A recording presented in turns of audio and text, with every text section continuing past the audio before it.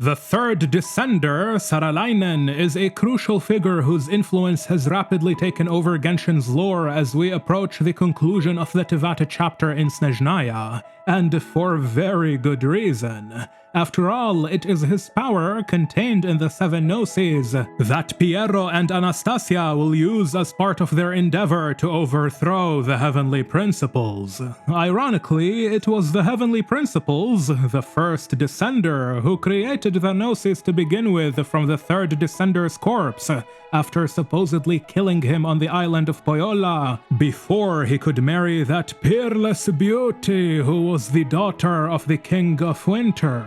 Yet, despite his death, Saarelainen still left behind a titanic legacy that has impacted Genshin's storyline, no pun intended, ever since the game's release. However, I am not here to talk about the Seven Gnosis. We have already gone over them plenty in the past, and we will surely continue to do so in the future. Instead, I am here to share with you a fascinating discovery I made regarding these little dudes over here. The usually friendly but not always, especially if you're fighting them in Stygian Onslaught, Mandragora. You see, one of my favorite aspects of video games in general is the creative and artistic expression that developers can add through world building, which, for the most part, ends up being the background lore for their stories.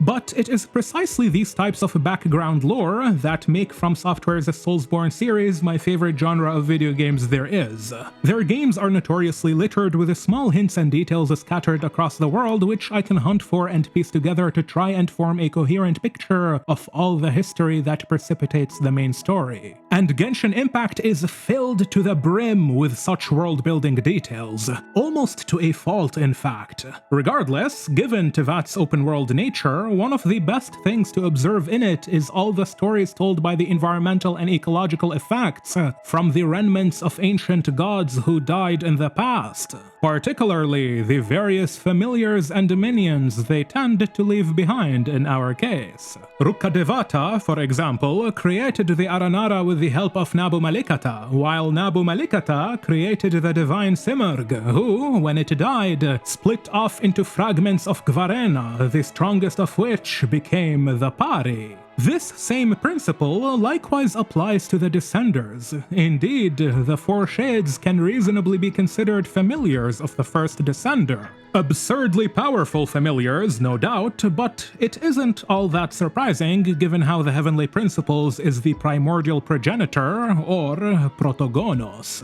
Even the Voyager, Sutervoinen, while she inhabited the body of the Star-Eyed Man, made a pact with the Frost Knight Hera, who, in case you didn't know, swore loyalty to the Apostle of the Golden City. And so, these magnificent beasts would wage war alongside them against Celestia. And I am here to forward a very compelling argument for why Saarelainen also left behind minions of his own in the form of, mushrooms.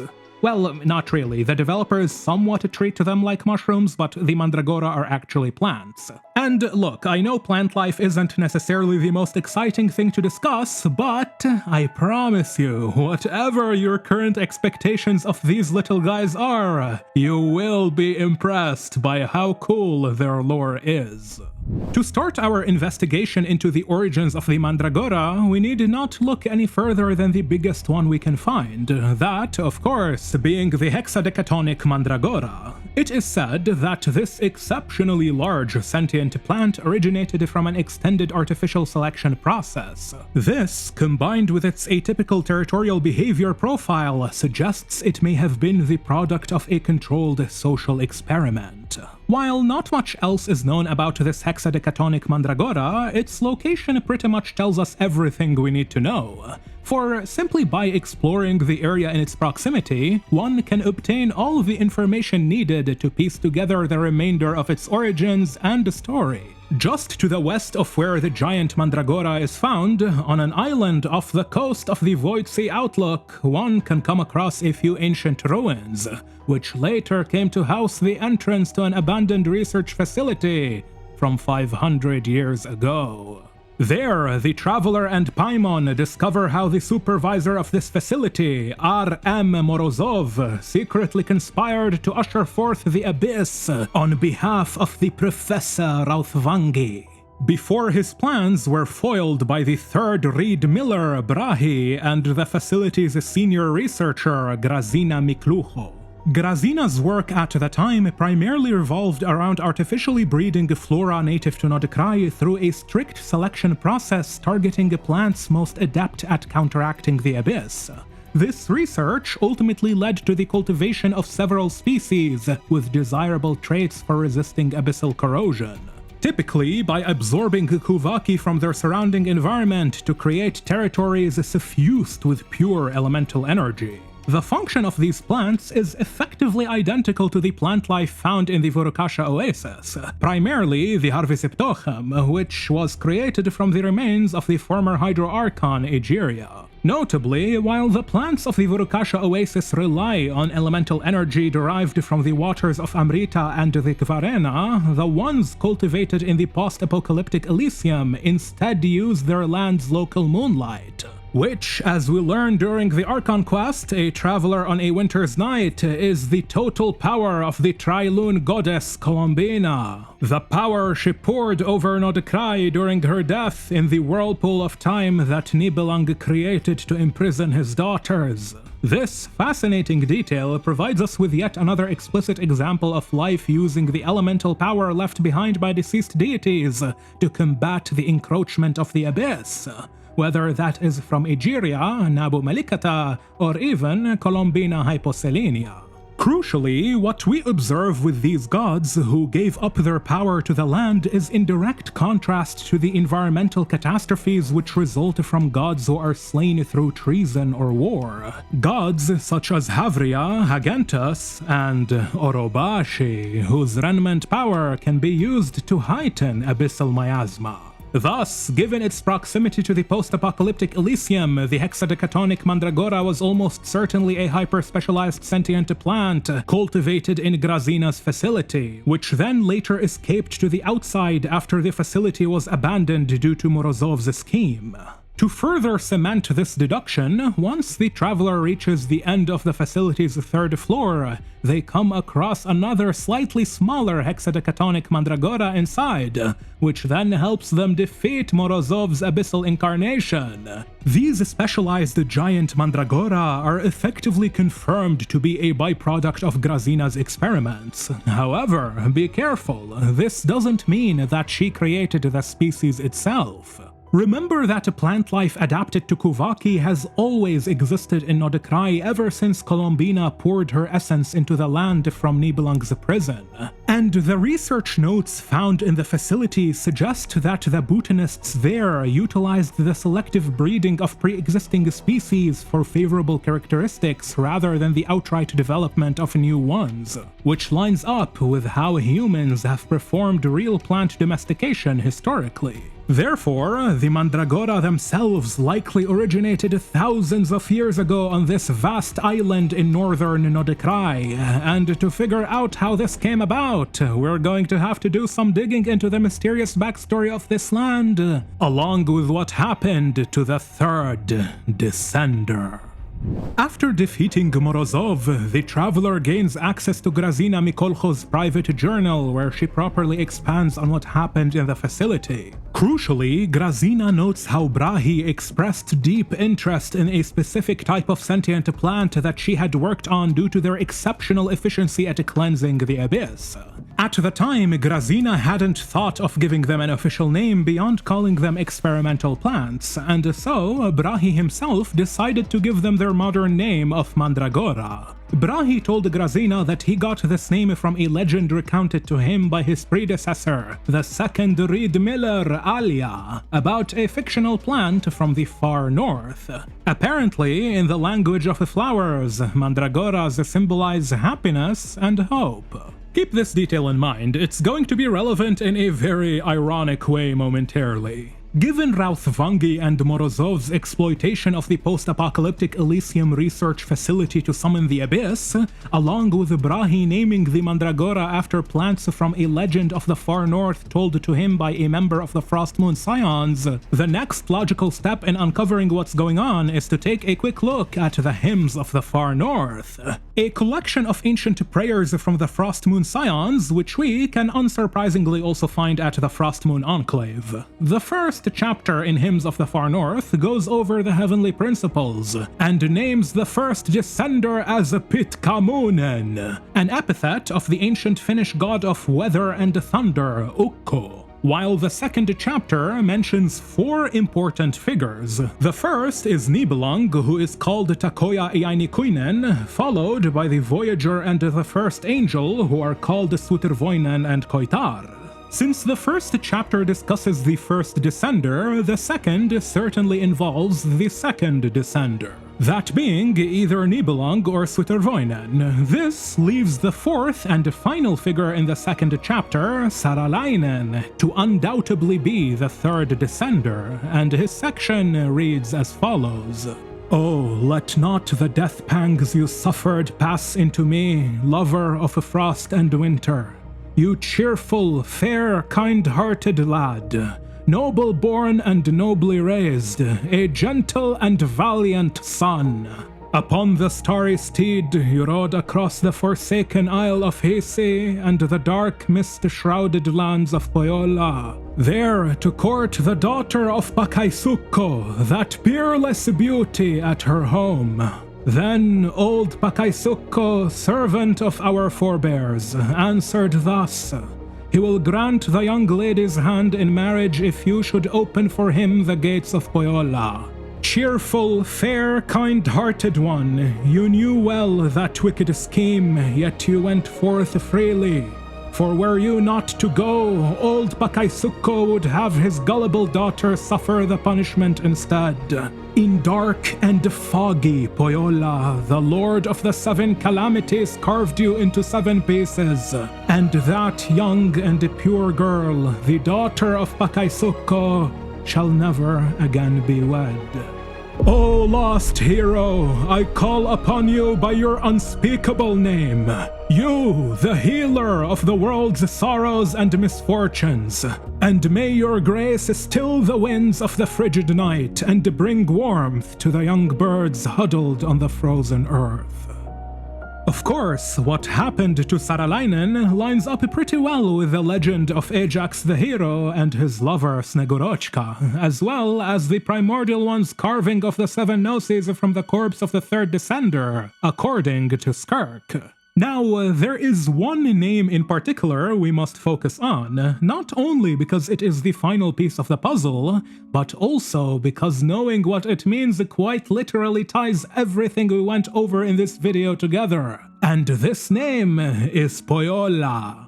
The Frostmoon Scion's prayer points out how Saarelainen traveled across the island of Hisi and into the land of Pohjola to court the beautiful daughter of Pakaisukko, and it was there that the King of Winter offered his daughter's hand in exchange for Saarelainen opening for him the gates of Pohjola. Unlike all other major islands on Nod-Krai, which have their own names, those of course being Lempo, Hisi, and Paha Islands, the northernmost island upon which Pyramida and the Post-Apocalyptic Elysium are located remains mysteriously nameless. A detail that indicates the developers intentionally omitted naming the island due to its crucial lore relevance in the future. Moreover, while going through the area and its lore, I noticed that many of the island's features and details perfectly match the description of the location where Saarelainen met his demise according to the Hymns of the Far North. And as all the clues accumulated in front of me, I couldn't help but go, So I decided to do a little bit of digging into Genshin's game files. Then, lo and behold, I discovered exactly what I was suspecting. Nod-Krai's northernmost island, where Pyramida is located, is in fact tagged by the developers as Pohjola, which in the grand scheme of things makes so much freaking sense. You see, Hymns of the Far North specifies that as the third descender sought to open the gates for the sake of Pakaisukko's daughter, he was found and executed by Pitkamunen in the dark and foggy Pohjola, which in context can only be referring to Dreadshade Mire just north of Pyramida. This right here is the location where Saarelainen met his demise. Additionally, the reason Saarelainen was on this island to begin with is because he willingly went to open the gates of Pohjola so that Pakaisukko wouldn't make his own daughter do it. And the term gates here can be reasonably interpreted as the gates of Hades, the gates of the underworld, the gates of hell, the gates of the abyss. Upon hearing this, I suspect many of you will immediately think about the massive imposing abyssal eye in Ashvale Peak, which is perfectly reasonable and logical. But there is another critical area to consider that is much closer to home, where Saarelainen died.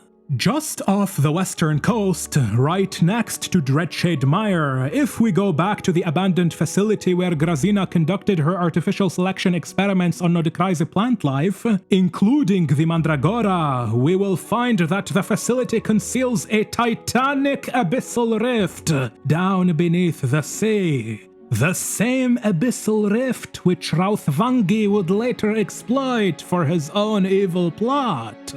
It makes sense for Rautvangi to target this area in Pohjola. After all, the professor worked in the court of the Belie Tsar Monomakh Snezhnaya, who, much like King Deshret, sought to create an Elysium beyond the grasp of Celestia's order. Knowing this, is it any surprise to you that the abandoned facility's official name is the Post-Apocalyptic Elysium? King Monomakh himself is currently the most likely identity of old Pakaisukko, whose wicked scheme led Saarelainen to his death. As such, we can easily infer that the gates he wanted to open on Pohjola are in fact the gates of the abyss.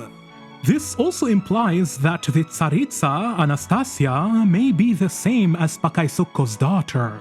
That peerless beauty whom Saarelainen fell in love with according to various legends. Such a connection certainly explains why Anastasya gathered Saarelainen's remains in the form of the Seven Gnosis, while providing her with a sort of narrative legitimacy for why she would want to have said Gnosis in the first place. And last but not least, this would explain why Anastasya's 11th and youngest harbinger, Ajax, shares so many parallels with the character of Saarelainen. Keep in mind that Anastasya swiftly accepted Ajax into the Fatui after personally meeting him thanks to Pulcinella's recommendation. And one thing you need to know about Pulcinella is that assuming he is a fae from the era of King Monomakh, then he would have been able to recognize Saarelainen's characteristics in Ajax if he had met the original third descender. But what the heck does any of this have to do with our Mandragora friends? Well, here's the thing. It's completely unsurprising for the Mandragora to possess their high Kuvaki usage efficiency, assuming they indeed started out as remnants of Saarelainen. And we can infer this based on how the fourth descender, the Traveler, can absorb and utilize moonlight given to them from Colombina herself. While this isn't exactly visible in their gameplay, it is the case lore-wise. And as I discussed earlier, all Kuvaki in Nod-Krai is Colombina's moonlight. Thus, it's very likely that modern Mandragora, such as the hexadecatonic Mandragora, were selectively bred by Grazina Mikolcho from pre-existing sentient plant life in Nod-Krai for the purpose of combating the abyss using refined light synthesized out of Kuvaki. I am reminding you of this detail because if you take a look at the footnotes of Saarelainen's prayer, you will find that the first moon chanter, Ayla, added a short line to the recitation, which reads, "O lost child, in the name of the descendants of the far north, I pray for the blessing of light." This detail is quite relevant since Ayla was the sister of Alia, and Alia was the one who told Brahi about the fictional Mandragora based on a legend from the far north. Brahi, in turn, went on to name the sentient plants Grazina was researching as Mandragora, citing this name to symbolize happiness and hope. However, many of you likely already know that Mandragora is a real genus of nightshade plants, which can be found around the Mediterranean and China. Either that, or you're an old-school nerd who recognizes them as the mandrakes from Harry Potter. Regardless, in real Germanic and Icelandic history, the Mandragora were called the Thieves' Root, based on the belief that they grew from the fluids of an executed thief, which makes sense considering how the man who named them on Tevat was the third Reed Miller, leader of the treasure hoarders. A more popular and more relevant connection, though, is that of the Little Gallows Man, an old European folkloric myth which suggested that mandrakes grew specifically in a soil watered by the blood of an innocent man who suffered a cruel and unjust death. Now look, it is said that Saarelainen willingly opened the Gates of Pohjola while knowing the consequences awaiting him. So we can reasonably debate whether his death was just or unjust. But the point I am getting at is this. If it is the case that the Mandragora first grew from Saarelainen's blood upon his death, then where would you expect to find the highest population of these plants in Nod-Krai? As it so happens to be, the answer is just east of the Abyssal Rift, in Dreadshade Mire, in dark and foggy Pohjola, where the King of Heaven Pitkamunen carved the third descender into 7 accursed fragments, which became rewards to the victors of the Archon Wars. Honestly, what an incredible world building this game has. You can find an answer to pretty much any question in the story if you pay attention and look in the right places. And figuring out all of the hidden connections regarding how the actions of ancient deities are designed to impact the player's experience is one of my favorite things to do, not just in Genshin but any high fantasy IP in general. This is one of the main reasons for why ReZero is my favorite story of all time, because when it comes to balancing and interconnecting historical world building with the main plot, Tappei Nagatsuki is the GOAT. I bet a lot of you didn't realize just how much lore was hidden behind these clumsy dudes. Nonetheless, this is just one interesting interpretation of the lore that I thought about based on my findings. Do you agree? Disagree? Let me know down in the comments. Perhaps some of you caught a bunch of details that I missed. But as always, huge thanks to everyone who supports this channel on Patreon, and thank you for watching till the end. For now, I've been My Name for Now, and I will catch you in the next one. Take care.